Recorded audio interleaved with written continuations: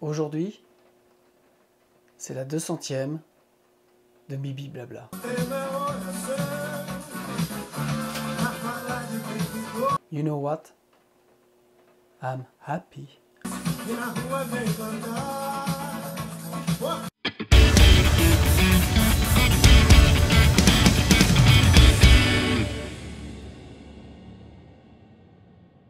Salut à toutes et tous, c'est Jaf. Aujourd'hui dans Bibi Blabla, je vais pour cette 200e parler d'un sujet qui, je pense sincèrement, va me faire encore plein de potes.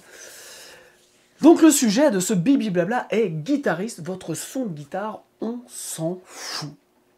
Alors je peux d'autant plus en parler assez librement, c'est que moi aussi je suis guitariste, moi aussi j'ai passé du temps à régler mon ampli, à faire ci, à faire ça. Et en fait, pourquoi je suis parti de cette question, en tout cas de cette affirmation, votre son de guitare, on s'en fout, c'est que ensuite quand on écoute un titre, un album, enfin quand on écoute votre son, je dirais, enregistré ou même en live, votre son a bien souvent rien à voir avec ce que vous voulez. Donc je vais vous prendre des exemples. Et puis, l'idée m'est venue en plus en discutant avec mon pote Mr. White, vraiment sur les sons de guitare, on aime des choses et on a des points en commun et des choses où on n'a pas forcément les mêmes goûts, mais c'est pas grave. Mais par contre, on se retrouve là-dessus, c'est que vraiment les sons de guitare sont aujourd'hui, c'est un petit peu de ce que j'appelle de l'asticage de manche. Et en tant que guitariste, on est vraiment pile dans le sujet, paf, dans l'actu. Donc en gros, dans l'idée, c'est quand même, ça fait presque 70 ans qu'on clone et que on nous sort du matériel, on nous sort des amplis, on nous sort des pédales pour en fait à chaque fois essayer de reproduire le son d'avant. Et en fait, c'est un peu ça qui me fait réagir. C'est-à-dire que en gros, le son de guitare, c'est soit un Twin Reverb, soit un Bassman, soit un Marshall Plexi, soit un JCM 800, soit un Orange, allez, soit un premier Mesa Boogie. Mais ce que je veux dire, c'est que voilà, il y a des sons qui sont assez spécifiques. Tout le reste, c'est que du clonage. Donc, on est bien aussi un petit peu comme dans l'idée des plugins, c'est-à-dire qu'on est bien aussi dans un système de consommation où chacun il va assortir quelque chose qui est légèrement différent d'eux, mais au final, est-ce que ça a réellement, ce que je veux dire, est-ce que ça a réellement une importance, une incidence dans notre son de guitare? Si on prend un petit peu d'historique sur les grands guitaristes, en fait, on se rend compte qu'il n'y a pas grand-chose, quoi. Je prends Angus Young, une SG, un Marshall, et puis son fameux émetteur Schaeffer Vega Diversity System, voilà, donc qui ajoute du son à son son, donc qui crée le lien entre sa SG et son Marshall. Si on prend Jack White, c'est bien souvent des guitares pourries qu'il a fait lui-même, une fuzz, et puis bien souvent du Fender. Si on prend Hendrix, eh bien c'est Marshall, Strat, et puis pareil des fuzz, Univibe, pardon. Enfin voilà, des choses en fait assez simples, c'est-à-dire qu'il n'y a pas de pedalboard, il y a des choses très basiques. Et en fait, ça fait 70 ans qu'on essaye de reproduire le son de guitare de ces gens-là, quoi. Et en gros, je trouve que aujourd'hui, comme on dit, ça va un peu trop loin. C'est-à-dire que on a plein de choses qui nous arrivent. Il y a toujours des nouvelles guitares avec de nouveaux micros, avec des nouveaux trucs. On a tout le temps des nouveautés. Mais au final, on a aujourd'hui, je trouve, des sons sur album qui sont de plus en plus pourris. Donc après, je remets pas en question, je remets pas en cause le fait que, en tant que guitariste, et là je parle pour moi, je peux passer une demi-journée, voire une journée à régler un son de guitare. Mais en fait, un son de guitare, c'est plus pour avoir une sensation. Voilà. C'est une sensation, enfin moi je pense, voilà, comment je le ressens en tant que guitariste, C'est que j'ai besoin d'avoir une certaine sensation entre ma guitare et mon ampli pour me sentir bien et pour pouvoir exprimer des choses. Voilà. Je pense pas réellement à un son de guitare spécifique, à essayer de copier ou quoi. Ok, j'essaie d'avoir aujourd'hui juste les sensations.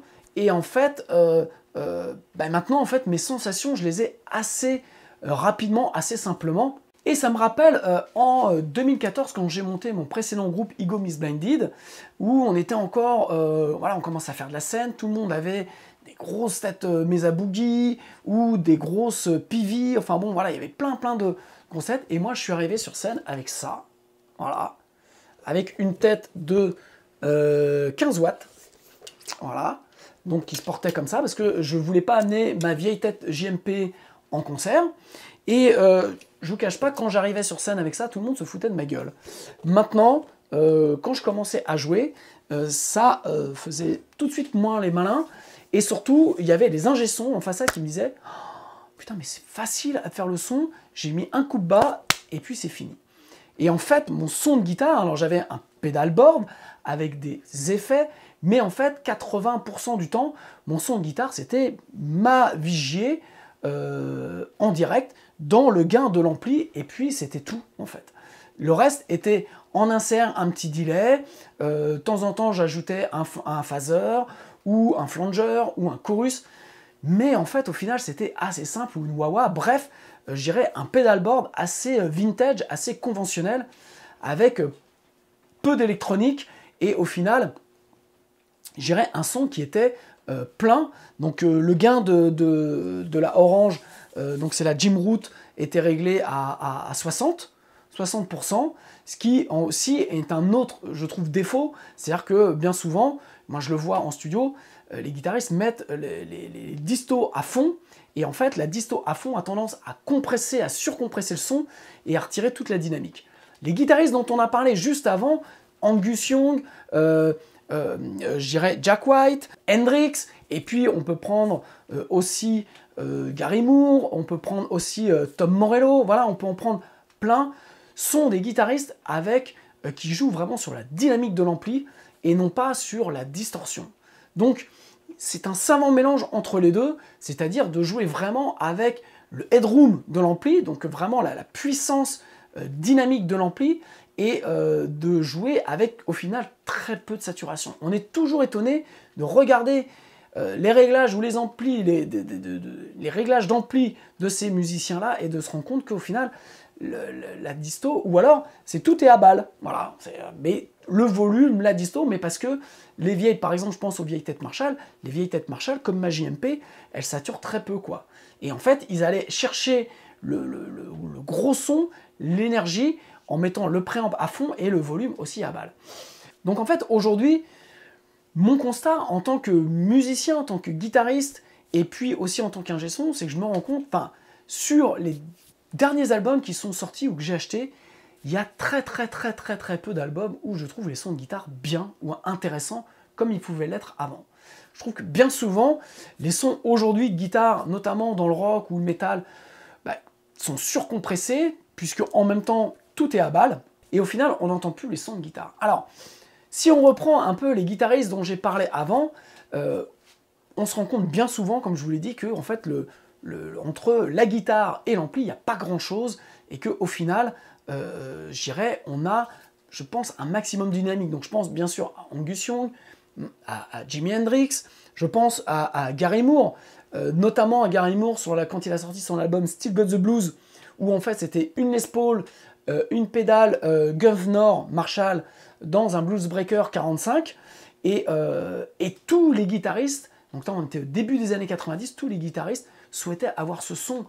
Kirk Hammett était fan de ce son-là, a essayé d'avoir le son, mais a essayé d'avoir le son avec plein de préamps, plein de trucs, alors que je pense que la réalité, c'était dans les doigts de Gary Moore.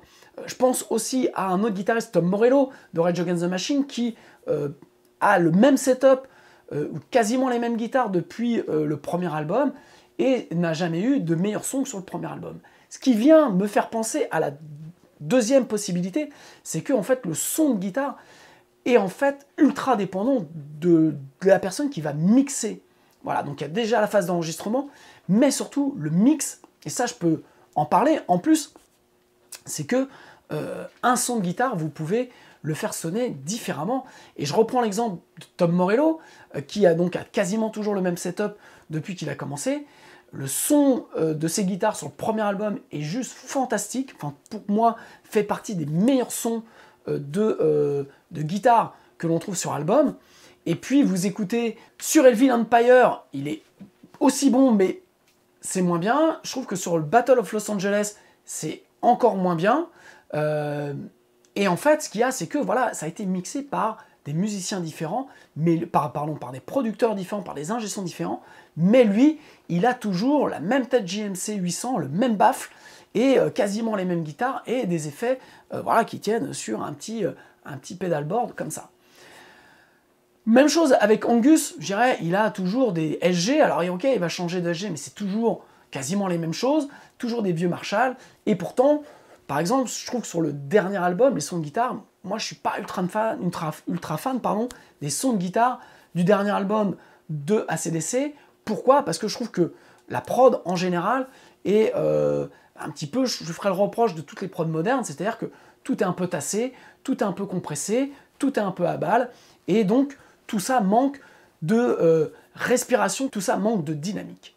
Donc aujourd'hui, en tant que guitariste et auditeur, mon regret, c'est que sur les derniers albums que j'ai achetés, je trouve à chaque fois les sons de guitare dégueulasses. Alors, je lance aussi un appel. Si vous avez des albums produits récemment où vous trouvez les sons de guitare mortels, bah, mettez-moi un lien dans les commentaires pour que je puisse aller voir. Et en tout cas, parce que je suis vraiment à la recherche, les derniers albums que j'ai achetés, voilà, donc j'ai acheté le dernier AC/DC, j'ai acheté le dernier Deftones. Le dernier Deftones, les sons de guitare sont dégueulasses. Mais la prod en général, je la trouve dégueulasse. Parce que tout est fort, tout est tassé, tout est compressé. Et moi, je le sais, c'est-à-dire que quand je mixe, dès l'instant où je commence à être un peu trop fort, c'est-à-dire que l'ensemble devient beaucoup plus flatteur, beaucoup plus énergique, mais par contre, les sons de guitare, après au mastering, je les perds. Et moi, je trouve que sur les albums aujourd'hui, au final, les sons de guitare, notamment dans le métal, finissent un petit peu en nid d'abeille, ce que j'appelle moi nid d'abeille, c'est-à-dire sur le côté, c'est-à-dire qu'on sait que c'est des sons de guitare, mais en fait, ils sont très moches, alors ils font l'effet, mais on n'entend pas le son de l'ampli. Voilà, on entend un espèce de comme ça, parce qu'en fait, on a le kick, snare, basse, voix, tout est devant, donc on a beaucoup de mono, et puis le reste, déjà, est pas ultra large, et ensuite, tout est très comme ça. Ce qu'on n'a pas sur les vieux albums. Alors, à la fin de cette vidéo, là, j'ai fait une liste de moi, des albums, pour moi, qui sont cultes, ou que j'aime vraiment particulièrement en termes de son de guitare. Donc, on verra ça en fin de vidéo. Mais là, en fait, le truc, moi, ma question, c'est de me dire, est-ce qu'un jour, on va retrouver des albums produits avec des sons de guitare intéressants? Parce qu'en fait, on a de plus en plus de matériel, on a de plus en plus de guitaristes qui dépensent de l'argent, qui passent du temps, et en fait, les sons sont tous pareils. C'est-à-dire que vous regardez, pareil, sur Facebook ou Insta, les démos de guitare, eh bien, dans le métal, ils sonnent tous pareils. Voilà, donc ça sonne plugin, donc bon, bah voilà, donc en fait, il n'y a pas grand-chose à faire, juste d'avoir une guitare et un plug. Après, il y a très peu de guitaristes où il se passe quelque chose en termes de guitare. Celui qui me revient vraiment en termes de son de guitare, c'est Andy Timmons. Mais, bah ouais, Andy Timmons, il a un putain de toucher, quoi. Et en fait, quelque part, il utilise, je crois qu'il joue sur Mesa Boogie. Alors, ce qui est quand même assez étonnant, parce que moi, je suis pas fan de Mesa Boogie, mais bon, je trouve que vraiment, lui, avec son Ibanez, il a toujours eu un son de tueur, mais parce que je crois qu'il a des doigts de tueur. Et je pense que c'est la même chose, je reprends Gary Moore, sur Still Got the Blues, cet album-là, j'ai recomparé, moi, dans ma template de mastering, où je mets plein de titres avec des volumes, donc je recalibre tout en termes de volume pour que je puisse comparer vraiment les prods, et donc je crois que l'album, il sort à moins 18, enfin, il sort encore moins fort, je dirais, qu'un mix que je peux sortir, donc c'est vraiment... mais par contre... eh bien, il se passe quelque chose, quoi. Voilà. Et c'est vrai que, dont on parle, et pour avoir fait le point sur la liste que j'ai faite, ce sont à chaque fois des albums qui ont des niveaux de sortie assez bas, assez vintage, et il y en a très très très peu qui ont des niveaux de sortie modernes, c'est-à-dire qui vont taper dans les -6 aujourd'hui. Ça oscille entre -10 et -8 au max pour certains. Sinon, après, ce sont tous des albums qui sont entre, voilà, aux alentours de -12, -14. Donc, quelque part, dans les niveaux recommandés et attendus sur les plateformes entre YouTube et Spotify, on va dire. Donc, il y a peut-être, ce que je veux dire par là, c'est qu'il y a peut-être quelque chose. Et là, peut-être qu'on va retrouver un intérêt à acheter du matos, à avoir des sons de guitare spécifiques, parce que sinon, moi, j'entends du nid d'abeille, et même parfois sur des albums, c'est tellement fort, même les sons clairs ne sont pas beaux, quoi. Alors que normalement, un son clair, il n'y a pas grand-chose à faire pour le mixer, quoi. Mais même là, tout est tellement basé sur le volume global de sortie que on a perdu le son des guitares. Donc c'est un peu ce qui me fait réagir aujourd'hui, j'irais vraiment en tant que guitariste, en tant que musicien, parce que tous les albums que j'achète dans le rock, voilà, j'aime le rock, et bien souvent aujourd'hui, j'aime les morceaux, j'aime les titres, mais en général, je trouve les sons de guitare dégueulasses. Et voilà, donc je peux vous dire, voilà, les 2 derniers albums que j'ai achetés, donc c'est donc le dernier AC/DC et le dernier Deftones, et bien en fait, ils ont quasiment des niveaux de sortie pratiquement comparables, dans des styles complètement différents, et je trouve que bien, le dernier AC/DC, au final, il n'y a pas de respiration, tout est un peu tassé, tout est un peu trop fort, donc on perd même du swing, je trouve, de Phil Rudd. Et puis le Deftones, il est... tout est... De toute façon, les prods de Deftones, je trouve que ça fait très longtemps qu'ils n'ont pas eu une bonne prod. Pourtant, je suis fan de groupe, donc j'aime beaucoup leur compo, mais je trouve que l'ensemble est difficilement cohérent, en tout cas, et pas gracieux. Voilà, c'est le mot qui me vient. Je trouve qu'aujourd'hui, le rock manque de grâce, et en raison du son. Alors, on peut critiquer les guitaristes, c'est facile, mais c'est vrai que pour blinder un peu les guitaristes, c'est vrai qu'on a tendance à vouloir en mettre de trop, on a tendance à mettre trop de satus sur l'ampli, alors que la vraie règle, moi quand je règle des sons pour moi ou pour des clients, c'est en fait c'est un peu le même principe que quand on règle un passe-bas ou un coupe haut dans un mix, c'est-à-dire qu'on coupe, et au moment vraiment où on perd de trop, on revient en arrière. Et bien c'est un petit peu la même chose avec le gain de l'ampli, c'est-à-dire que vous montez, et puis vous baissez, et en fait vous venez juste un tout petit peu quand ça devient plus confortable. Mais vous allez avoir la sensation, je vous dis, faites l'expérience, quand vous baissez le gain de l'ampli ou d'une pédale disto, on va dire, de passer, à un moment donné, le son s'éclaircit. Et vous avez les mêmes sensations, vous avez le même jeu, mais vous avez encore plus d'énergie, puisque en fait, vous avez arrêté de clipper le signal, arrêté de compresser le signal, et vous lui redonnez du headroom, vous lui redonnez de l'air. Et à ce moment-là, si vous avez une pédale disto, entre la pédale disto et les réglages de votre ampli, il va se passer quelque chose, et bam, d'un seul coup, le son va se mettre à respirer. Donc ça, c'est important.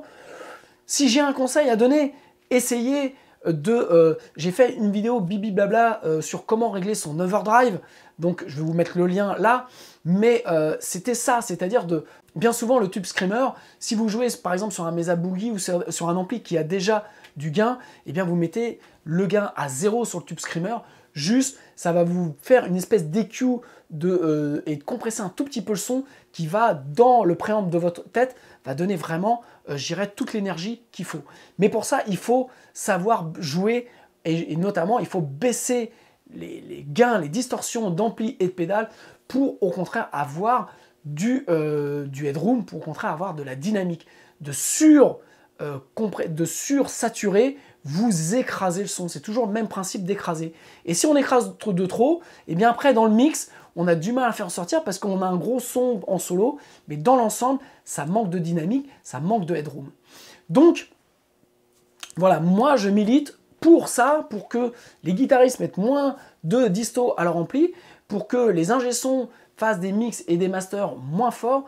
Et là, à ce moment-là, on va retrouver de l'air, on va retrouver de l'énergie et surtout, on va retrouver le musicien, on va retrouver l'énergie du musicien puisque tous les albums, prenez les vieux albums d'ACDC, les vieux albums de Sabbath, après même dans le rock en général, les vieux Pink Floyd et tout ça, vous avez des sons, si vous montez toujours le même principe, le bouton volume de votre chaîne, vous allez avoir des sons qui vont être énormes, ce qui n'est pas le cas aujourd'hui, puisque aujourd'hui, tout est tellement fort que plus vous mettez de volume chez vous, plus le son fait comme ça, et plus ça vous casse la tête. Chers amis guitaristes, bien sûr, je vous aime, bien sûr, je suis toujours l'un des vôtres. Enfin, peut-être que vous avez pu vouloir de moi maintenant, mais voilà, l'idée, c'est ça, c'est-à-dire que avant de courir après le matériel, avant d'aller chercher plein de nouveaux trucs, voilà, rappelons-nous que les plus grands guitaristes de rock ont bien souvent une guitare, un jack et un ampli, ou deux, trois petites pédales entre les deux, deux, trois petits trucs, mais ça casse jamais trois pattes à un canard. Et pourtant, on essaye, nous, de les copier en achetant du matos super cher, en achetant des trucs qui, au final, ne fonctionnent pas. Et je vous rappelle pourquoi j'aime cette petite tête d'ampli, c'est que 1, elle fait 15 watts, et 2, voilà, vous avez rapidement le son. Et avec ça, je fais beaucoup de prod en baissant juste, en gardant mes réglages et en baissant juste le gain de l'ampli, je peux avoir des sons plus type plexi. Alors on n'a jamais son clair hein, là-dessus, c'est très difficile, mais très crunch, très ACDC, et puis on a guerre, mais si vous mettez la guerre à fond et que vous la remontez légèrement entre 60 et 80%, eh bien vous allez avoir encore plus de guerre parce que vous allez avoir encore plus de dynamique. Donc ça, c'était ce que je voulais vous dire. Donc, les insultes, c'est en bas, hein, vous connaissez le principe, hein, je ne vais pas vous apprendre les haters, vous savez comment faire. Par contre, moi, ce qui m'intéresse, c'est de savoir quelle est la dernière prod, enfin, le dernier album que vous avez acheté où il y a des sons de guitare vraiment mortels, de voilà, rock en général. Donc, voilà, moi, je passe souvent à côté de plein de choses, donc c'est aussi un appel à ce que vous m'éduquiez ou me faisiez... un appel à ce que vous m'éduquiez ou que vous me mettiez un petit peu le nez dans mon caca. Moi, j'ai pas de problème avec ça. Donc, voilà, quel est l'album récemment sorti pour vous qui sonne vraiment la mort sur les guitares, ou quel est l'album, au final, de votre enfance, ou un album qui, pour vous, en termes de son de guitare, est magique. Et donc, voilà, j'attends vos commentaires. Maintenant, moi, j'ai fait ma petite liste des albums qui, pour moi, sont, en termes de son de guitare, sont fantastiques. Alors, il n'y a pas d'ordre, il n'y a pas de numéro 1, il n'y a pas de... Voilà, donc je vous les fais vraiment dans le désordre, mais ils ont tous, pour moi, une importance en termes de son de guitare. Alors, le premier que je vais citer, c'est Joshua Tree de U2. Voilà, je trouve qu'il y a... Entre Where's the Street Have No Name, avec With or Without You, God's Country, voilà, je trouve qu'il y a un ensemble de trucs qui est vraiment génial. Il y a aussi forcément I Still Haven't Found One I'm Looking For. Ça, c'est pareil, le son de guitare est fantastique. The Edge en général a des super sons de guitare. Mais si vous regardez, pareil, le volume de cet album-là, il est assez bas. Je ne vais pas rentrer vraiment dans les détails. L'autre album que j'ai noté, forcément, pour moi, c'est In Step de Stevie Ray Vaughan. Voilà, ça c'est entre The House is Rocking, entre Crossfire, entre Tightrope. Voilà, ça sonne la mort. C'est vraiment un de mes albums préférés de Stevie Ray. Et je trouve que voilà, lui, pareil, voilà, lui, il a un son génialissime. Et avec tellement d'expressivité, voilà, tout ça, ça manque. Moi, j'ai jamais rien entendu, même parmi les bluesmen actuels, un son pareil. Un autre album qui, pour moi, en termes de son de guitare, m'a beaucoup influencé, c'est Balance de Van Halen. Voilà, album sorti en 95, où moi, c'est quelque chose que je reproduis beaucoup dans mes titres, c'est-à-dire d'avoir juste un son de guitare avec donc pané d'un côté et l'ambiance de l'autre.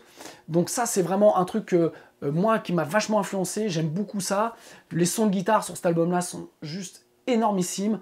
Voilà, le niveau commence à être un petit peu couillu, mais au final, c'est la batterie qui passe derrière. Forcément, à des niveaux, à un moment donné, on ne peut pas tout mettre. C'est-à-dire que si on veut mettre la batterie vraiment devant, comme on le fait maintenant, eh bien, les guitares sont derrière. Et si on a des niveaux un peu forts, et sinon, eh bien, sur cet album-là, vous écoutez, la batterie, au final, elle est très roomy, on va dire, mais c'est la guitare qui est devant. Et bon, c'est un super plaisir parce que là, je trouve sur cet album-là, on entend vraiment bien le groove, le son d'Eddie. Voilà, c'est un album que j'aime beaucoup. Vous voyez, j'ai mes notes. Un autre album en termes de son de guitare qui pour moi est super bon, c'est Kingdom of Desire de Toto. Ça, donc je pense que je vais peut-être vous faire un truc spécialement sur cet album-là parce que je trouve que il y a beaucoup de choses et j'aimerais bien en parler, mais écoutez, ne serait-ce que le premier titre, Gypsy Train. Voilà, il y a tout dans ce titre-là, le son est énorme, la rythmique, les solos sont larges, le son de batterie avec ce groove de Jeff Porcaro qui est vraiment incroyable, mais le son de batterie, écoutez-le vraiment au casque, vous allez voir la dimension qu'il y a entre les instruments. Voilà, moi ça c'est pareil, c'est un album pour moi qui est culte en termes de son, de prod, sur plein de choses. Donc Kingdom of Desire.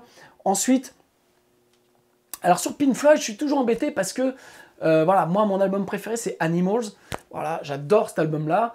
Je trouve que voilà, cet album-là, c'est un des rares albums encore que j'écoute que de A à Z. Voilà, donc il y a des purs sons de guitare, mais j'avoue, je suis assez fan des sons de guitare de Gilmour sur les deux derniers lives, donc sur Delicate Sound of Thunder et le Pulse. Je trouve que vraiment, il y a des super sons de guitare. C'est pareil, les volumes de ces albums-là sont assez bas. Donc en fait, ça respire. On a tout l'espace qui est nécessaire autour des sons de Gilmour. Donc voilà, donc ça c'est un album. Alors j'en ai fait 3 là, mais bon, vous m'avez compris. Ensuite, un autre album qui en termes de son de guitare pour moi est cultissime, c'est l'album Waiting for the Punchline de Extreme. Donc voilà, avant la première séparation d'Extreme, je crois qu'il y en a eu qu'une. En tout cas, c'est pareil, sorti en 95. J'adore le son de cet album-là. Alors, ok, Porno Graffiti, il y avait des super sons, mais bon, ça sonnait très préampli ADA, donc c'était très heavy. Mais c'était bien, mais c'était plus le jeu, je trouve, de comment ça s'appelle, de Nuno Bettencourt qui était mortel. Mais là, sur cet album-là, il y a des sons vintage, il y a du son gros. Écoutez le dernier titre qui s'appelle Fair Weather Faith, qui est en 2 parties. Donc en fait, le morceau se termine et en fait, vous attendez 1 minute ou 2 et vous avez un deuxième morceau et qui, donc il est sur le titre Fair Weather Faith. Mais en fait, je pense que c'est le titre qui s'appelle Waiting for the Punchline. Le titre est mortel. Le son grave de Nuno avec un octaveur dessus est juste énormissime. Enfin, ce titre-là, vraiment, en fin d'album, m'a vraiment marqué.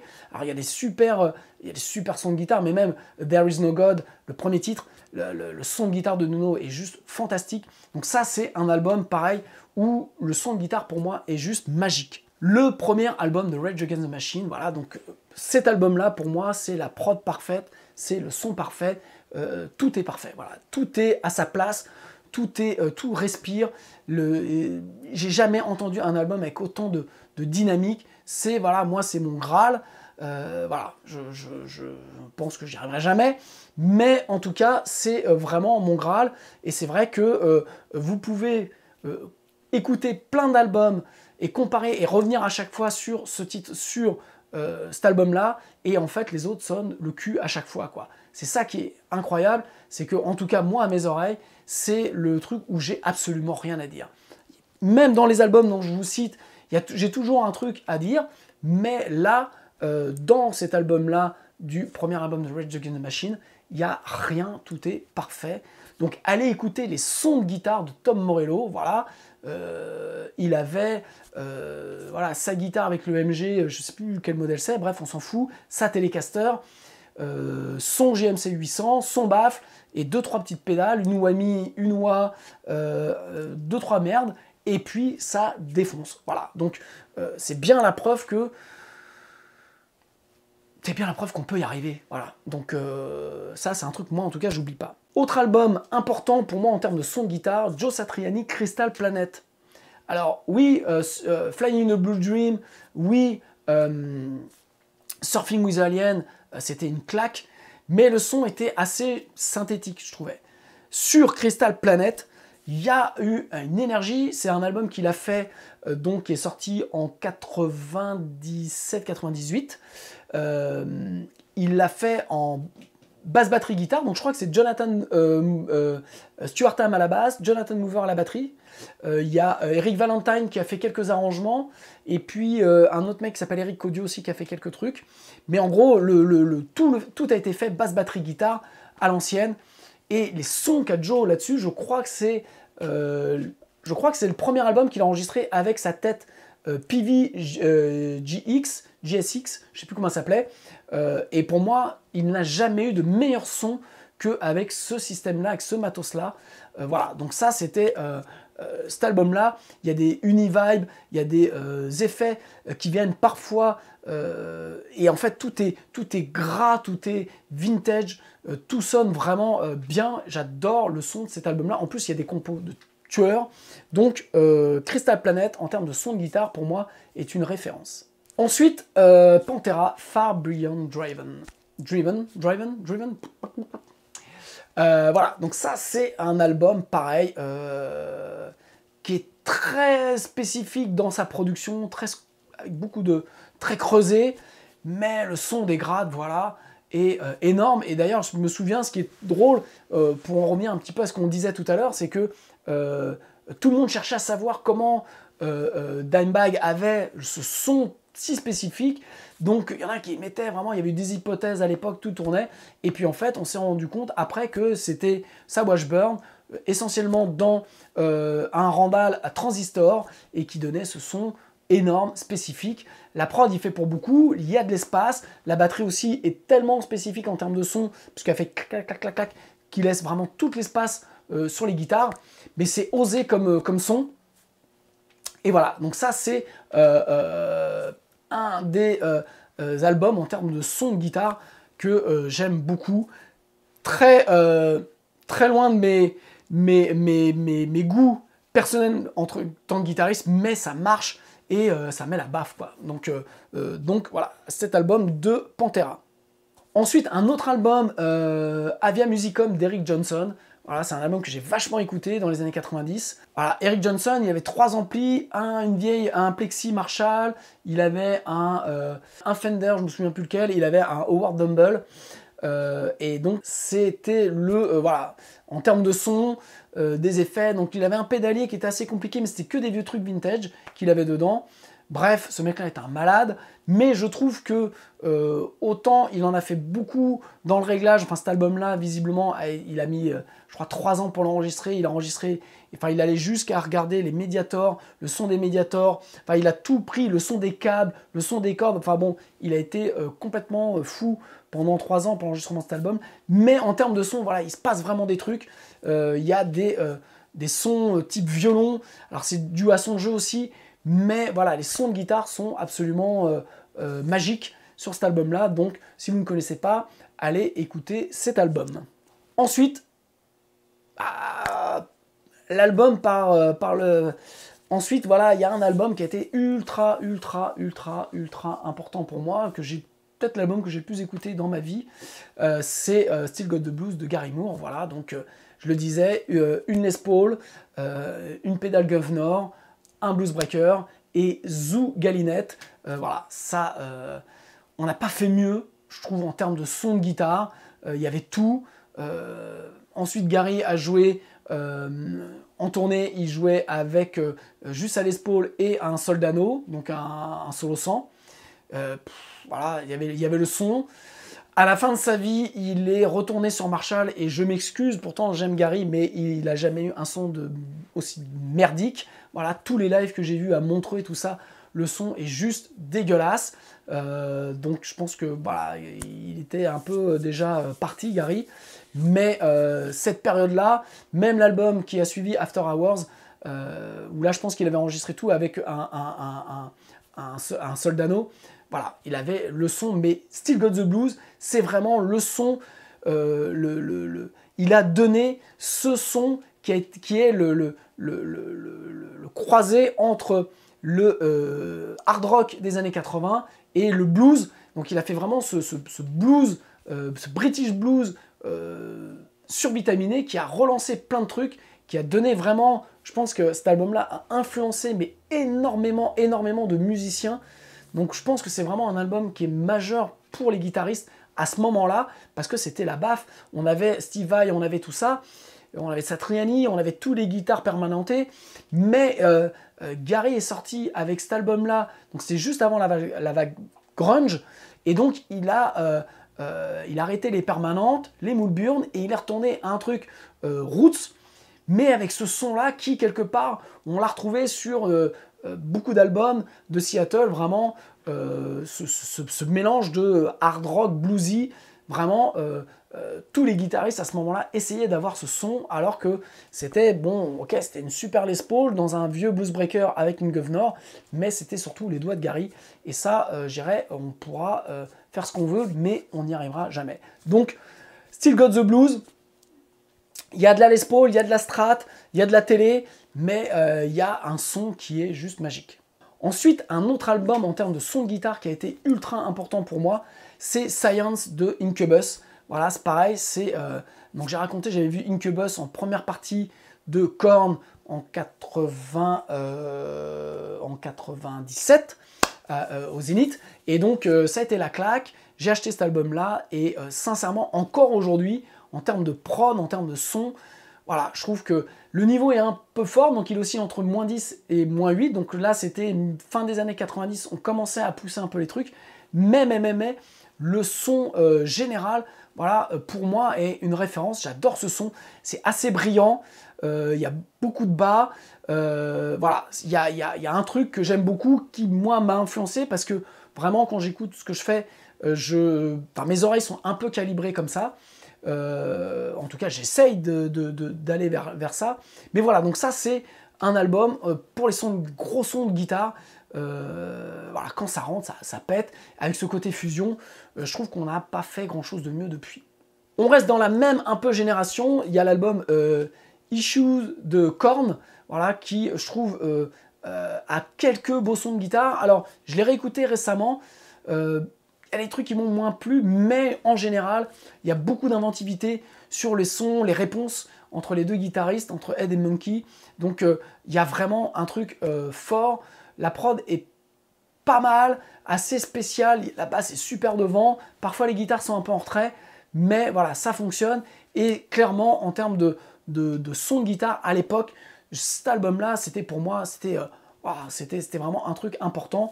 Donc je le garde dans ma liste, si vous voulez bien. Ensuite, forcément, je ne peux pas ne pas parler du Black Album de Metallica. Voilà, le Black Album de Metallica, on a beau dire ce qu'on veut, reste en termes de production, je dirais un must dans le style. C'est-à-dire que là, je l'ai réécouté, je l'ai remis dans mes templates de mastering pour regarder un peu les niveaux et tout ça. Il y a une dynamique de malade, ça joue... Ça tape à -12, -10 grand max, mais c'est entre -14, -12 où tout se passe. Le son des grattes est juste super large, donc on a le kick, le snare devant, donc là vraiment il a inventé un truc, Bob Rock a vraiment mis ça en avant à ce moment-là. Et puis les guitares qui viennent pousser, qui sont grasses, avec beaucoup d'ambiance au final autour des grattes. Mais voilà, tout est intéressant, même les solos de Kirk Hammett arrivent à être intéressants là-dessus. Donc voilà, c'est en plus un album super plaisant à écouter, parce que je le redis, le niveau général est super cohérent, et donc on a la place de tourner le volume de sa chaîne hi-fi ou de son laptop, ou enfin voilà, de ses enceintes, pour faire respirer et faire grossir tout ça. N'oubliez pas, plus c'est tassé, plus c'est compressé, plus c'est fort, moins vous avez de dynamique, donc moins ça sonne. Donc cet album de Metallica, c'est un peu comme le Nevermind de Nirvana. Voilà, il y a de la place. Alors, Nevermind de Nirvana, je ne l'ai pas mis dans la liste parce que, en termes de son de guitare, c'est pas forcément toujours ce qui m'a plu. Donc voilà, mais sorti un peu même période, mais on avait encore des albums qui respiraient. Alléluia.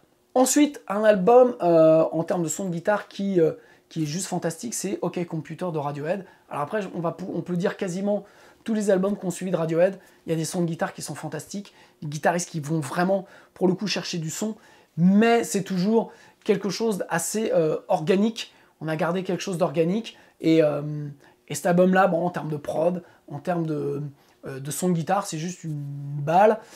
J'ai été très surpris en le remettant donc dans ma template de master, de voir quand même qu'il y avait un niveau, déjà on est en 96-17, il y avait déjà un niveau un peu de cochon dessus, ça tapait assez fort, mais la manière dont c'est mixé, mais la manière dont c'est fait, c'est juste incroyable.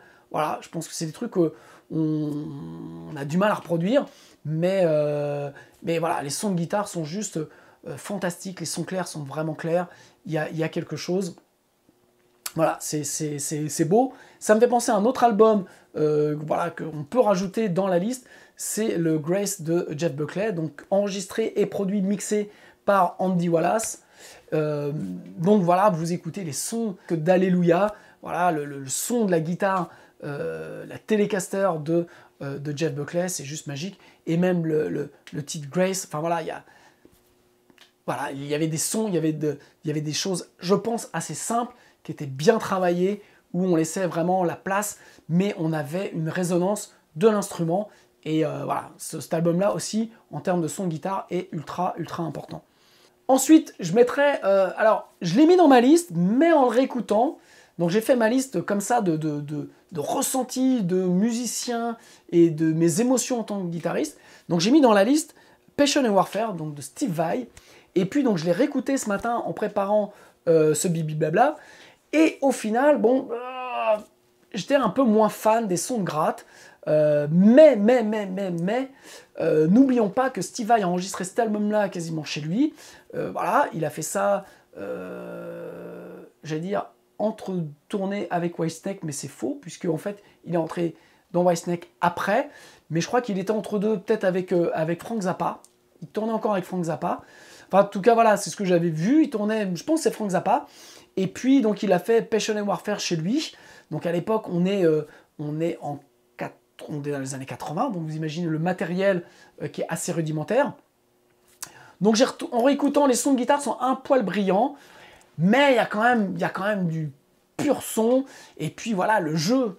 Je pense qu'on a beau dire ce qu'on veut, c'est le jeu. Vous n'aurez jamais un son de guitare mortel si vous êtes un guitariste moyen. Quand je dis vous, je ne vous vise pas, mais voilà, si à un moment donné nos sons de guitare ne sonnent pas bien, c'est qu'on n'a peut-être pas grand-chose dans les doigts. Donc là, en fait, Passion and Warfare sonne bien, sonne bizarre en termes de production, notamment sur l'ensemble, mais sur les guitares, mais voilà, c'est un album majeur.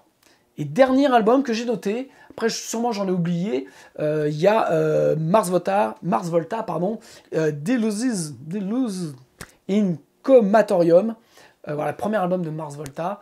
Voilà. Pareil, assez fort en termes de volume, mais le son de Omar est assez spécifique, très vintage, donc un son assez brillant, ce qui permet forcément de ressortir dans le mix. Et voilà, il y a plein d'idées, il y a plein d'effets, il y a plein de choses. C'est un album que j'adore, qui est assez important, en tout cas pour moi, en termes de guitare. Et enfin, pour finir, je ne pouvais pas ne pas parler de Billy Gibbons, bien entendu. Et donc, alors moi, pour le coup, je vais taper dans les albums assez récents. Je pense à Mescaleros et le EP qui est sorti en 2012, Texicali, voilà, où il y a un son qui est juste incroyable. Alors pareil, la prod est assez spéciale parce que la batterie au final est assez loin, la basse est assez devant, mais les guitares sont hors phase. Et donc, elles flottent devant vous. Et il se passe un truc, et pareil, là, en termes de son de guitare, c'est juste la baffe. Alors, Billy Gibbons a toujours eu des sons de guitare assez géniaux, je dirais, mais plus classiques. Mais je trouve que dans ces deux albums, donc le Mescaleros Et le Texicali, qui a donné ensuite un album qui s'appelle La Futura, a vraiment cette manière de produire et met en avant vraiment le son de Billy Gibbons, c'est-à-dire qu'un son où voilà, il joue sur des cordes très très fines, il a beaucoup de headroom sur son ampli, on sent que vraiment l'ampli est super fort, mais qu'il n'y a pas tant de disto, ou alors sa manière de régler son son est vraiment, originale, comme son jeu d'ailleurs. Mais vraiment, en termes de son de guitare, voilà, là, pour moi, il se passe des trucs. Et un peu dans l'esprit Radiohead, où vraiment, on a l'impression que les sons de guitare se détachent du reste. C'est, en termes de prod, en termes de son de guitare, voilà, c'est juste génial. Donc voilà un petit peu pour ce Bibi Blabla. Vous m'excuserez qu'il est un peu long, mais c'est le 200e Bibi Blabla. Donc, quelque part, j'ai aussi le droit de me faire plaisir. L'idée, c'était vraiment de parler d'un sujet qui pouvait fâcher et de dire vraiment que, voilà, je pense que il est de la responsabilité aussi des guitaristes d'avoir des sons plus simples, plus efficaces, pour, une fois en studio, apprendre à régler son ampli. Vraiment, je dis ça, ça peut paraître pédant pour certains, mais je vous jure, je vous ai expliqué rapidement comment faire. Baissez le gain, si vous jouez avec la disto de l'ampli, baissez le gain et vous arrivez à un moment où vous allez avoir beaucoup plus d'énergie parce que vous allez avoir beaucoup plus d'air qui va sortir de votre baffle. Donc ça, c'est un truc simple et ça va redonner vraiment de l'espace. Et pour le mec qui va enregistrer, ça va lui permettre d'avoir des sons de guitare qui vont être beaucoup plus aérés et qui vont être plus faciles pour mettre de la percussion dans le mix. Donc, ça, c'est un truc que je prévois de faire une formation là-dessus quand le studio sera monté. Et je vous expliquerai un peu rapidement, enfin, pas rapidement, puisque en fait, il y a beaucoup d'exemples sur vraiment les sons de guitare. Donc, j'ai vraiment envie de faire quelque chose là-dessus. Donc, voilà. Donc, petit, grand bibi blabla, 200e. Voilà, pour fêter le 200e bibi blabla. Sincèrement, je pensais pas un jour arriver à en faire autant. Donc, je tiens vraiment, mais vraiment du fond du cœur, pour ceux qui sont restés jusqu'à la fin de cette vidéo, fond du cœur, je tiens à vous remercier du soutien que vous m'apportez, des retours que j'ai de votre part, des personnes avec qui maintenant, quelque part, je travaille, je collabore sur leurs projets, que ce soit en direct, que ce soit par les formations. Voilà, donc vous êtes une chouette communauté, je tenais à vous le dire, voilà. Vous êtes nombreux à venir maintenant sur les lives. Donc vraiment, ça me... voilà, voilà, je trouve pas les mots. Mais merci du fond du cœur, merci. Et puis, j'ai beaucoup de choses dans ma besace pour vous qui vont arriver au fur et à mesure, voilà.